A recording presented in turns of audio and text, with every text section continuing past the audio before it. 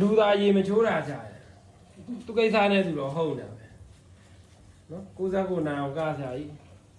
နောက်တော့ကောင်းတာဝယ်ဦးမှာ နောက်တစ်ခေါက်ဝယ်တော့သွားတော့အိမ်မှာပဲသွားနေကြတော့ခွေးတွေရော ဝယ်ထားပြီစရံတော့ချ နိုင်ဝယ်မှာဆိုင်ကဆိုင်လေးချိန်လိုက်တာခွေးတစ်ကောင်ဆဲပါလာလို့ဆိုင်ကခွေးချန်ဆောက်ပြီးတော့ ဒီတော့အပြင်မဲသွားနေကျွန်တော်ကဆိုင်မှာပြင်လူတွေနဲ့တွေ့ရမှာခွေးလေးနဲ့ သူ့လည်းမတော့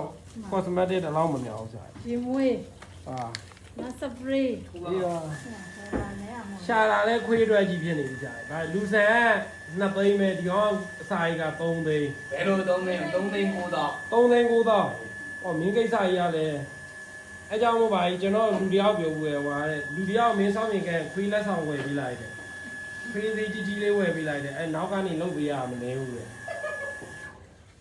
နော်ကျော်ကြီးကတော့ မုတ်တွေဝယ်လာလေးရခုနကတော့ကျော်နဲ့ကြောက်နေတာဒီပါ ကျော်ကြီးကတော့ခွေးရွှိုင်းနေပြီဇာရေးကဲကျွန်တော်လည်းအပြင်ထွက်တာလေးတွေရှော့ပြီးတော့အယောင်ပို့လေးတွေတင်ဖို့လာပါတော့မယ်နော်နောက်ဗီဒီယိုမှာအားပေးကြပါအောင်အပြင်ထွက်တဲ့ဆိုတာလည်းကျွန်တော်ညီတွေဒီလိုအေးဆေးအလုပ်တွေလုံးနိုင်မှုကျွန်တော်မှသွားနေလာနေရနော်ပေါင်းသင်းကဏ္ဍတွေပါသွားချင်တယ်ဟုတ်တယ်